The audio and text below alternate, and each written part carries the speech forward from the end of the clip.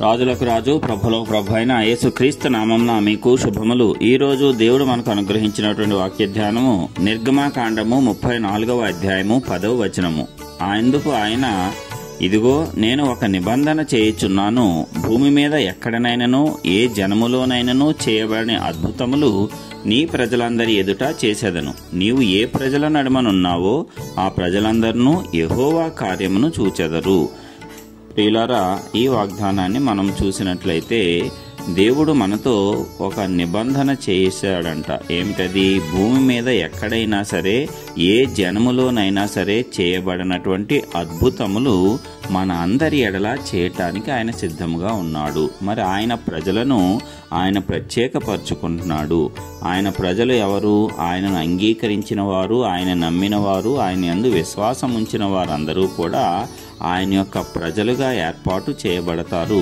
అలాంటి వారందరినీ కూడా ఆయన ప్రత్యేకపరుచుకుంటాడు. ప్రత్యేకపరుచుకోవటమే కాకుండా మిగిలిన జనములలో జరగనటువంటి అద్భుత ఆశ్చర్య కార్యములన్నీ కూడా తన యొక్క స్వజనుల మధ్యలో ఆయన జరిగిస్తాడు. దాని ద్వారా ఆయన దేవుడని సర్వలోకానికి తెలియజేస్తాడు.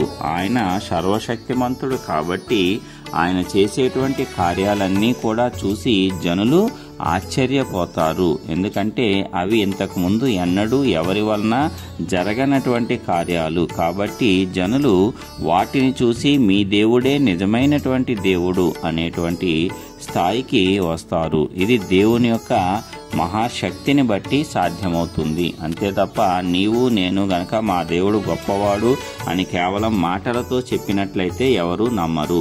ఎవరైనా సరే ఆ కార్యాలు జరిగినప్పుడు, అవి వారి కన్నుల ముందు జరిగినప్పుడు తప్పనిసరిగా నమ్మి తీరతారు. ఆ రీతిగానే దేవుడు మన అందరి ఎడల అద్భుత కార్యాలు చేయటానికి సిద్ధముగా ఉన్నాడు.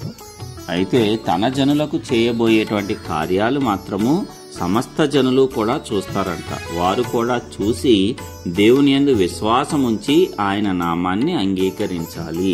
ఆ రీతిగా వారు కూడా రక్షింపబడాలి. మరి అంత గొప్పగా దేవుడు తన యొక్క మహిమను తన ప్రజల మీద చూపిస్తున్నాడు. తన ప్రజలను ప్రేమిస్తున్నాడు, ప్రత్యేకపరుచుకుంటున్నాడు. తన ప్రజలను తనకు సొంత స్వాస్థ్యంగా ఏర్పాటు చేసుకుంటున్నాడు. కాబట్టి మనమందరము కూడా ఆయన ప్రజలుగా, ఆయన స్వాస్థ్యంగా విజయవంతమైనటువంటి జీవితాలను జీవించాలి. అయితే ఆయనతో మనము చక్కని సంబంధాన్ని కలిగి ఉండాలి. అంతే తప్ప మనం ఏదో అవసరాల నిమిత్తం ఆయన వద్దకు వచ్చి మన అవసరము తీరిపోయిన తర్వాత తిరిగి లోకముతోనూ వ్యర్థమైన వాటితోనూ చేరినట్లయితే ఆయన ఎంతో బాధపడతాడు. అలాగ కాకుండా ఏ పరిస్థితి వచ్చినా సరే, ఎలాంటి స్థితిలో నీవు ఉన్నా సరే, నాకు నా దేవుడే సహాయము చేయువాడు, ఆయన అన్యాయస్తుడు కాడు అని నీవు నమ్మిన ఎడల ఇంకా అధికంగా దేవుని యొక్క మహిమలు చూస్తావు. ఆయన చేసేటువంటి అద్భుత ఆశ్చర్య కార్యములకు నీవు సాక్షిగా ఈ భూలోకంలో నిలబడగలుగుతావు. దాని ద్వారా నీ దేవుని నామాన్ని జనులందరూ కీర్తిస్తారు. అప్పుడు నీ నామానికి కూడా ఘనత అనేది వస్తుంది. ఆ రీతిగా దేవుడు నిన్ను నన్ను చేయాలి అనుకుంటున్నాడు. కాబట్టి మనము సిద్ధముగా ఉండాలి. దేవుని యొక్క కార్యములు మన జీవితంలో జరిగేటట్లు మనము సిద్ధపాటు కలిగి ఉండాలి. మనము అద్భుత కార్యాలు, ఆశ్చర్య కార్యాలు మన జీవితంలో చూసినప్పుడు మనలో ఉన్న విశ్వాసము కూడా ఎంతో చక్కగా పెరుగుతుంది. ఆ విశ్వాసం ద్వారా మనం ముందుకు కొనసాగిపోతాము. ఏ పరిస్థితిలోనైనా సరే భయపడకుండా మనల్ని కాపాడగలిగేది కేవలము దేవుని యందు మనకున్నటువంటి విశ్వాసం మాత్రమే. ఎప్పుడైతే నీలో విశ్వాసము సన్నగిల్లుతుందో నీవు ప్రతి పరిస్థితికి భయపడటము మొదలు పెడతావు. అలా కాకుండా నీవు గనక దేవుని యందు సంపూర్ణ విశ్వాసము కలిగి ఉన్నట్లయితే ఎలాంటి పరిస్థితులు వచ్చినా, తుఫానులు నీ జీవితంలో ఎదురైనా సరే నీవు ఏమాత్రమూ చలించవు. దేవుడు వాటన్నిటిపైన అధిపతి అయి ఉన్నాడని నీవు ఎప్పుడైతే సదాకాలము జ్ఞాపకం చేసుకుంటావో, అలాంటి మనస్సాక్షి కలిగి ఉంటావో, నీవు ఇక ఈ లోకంలో సంభవించే ఏ పరిస్థితికైనా సరే ఏమాత్రము భయపడక నిబ్బరము కలిగి ధైర్యముగా దేవుని కొరకు నిలబడతావు. అదే రీతిగా నీ జీవితంలో విజయాలను చూస్తావు. కాబట్టి ప్రియులారా,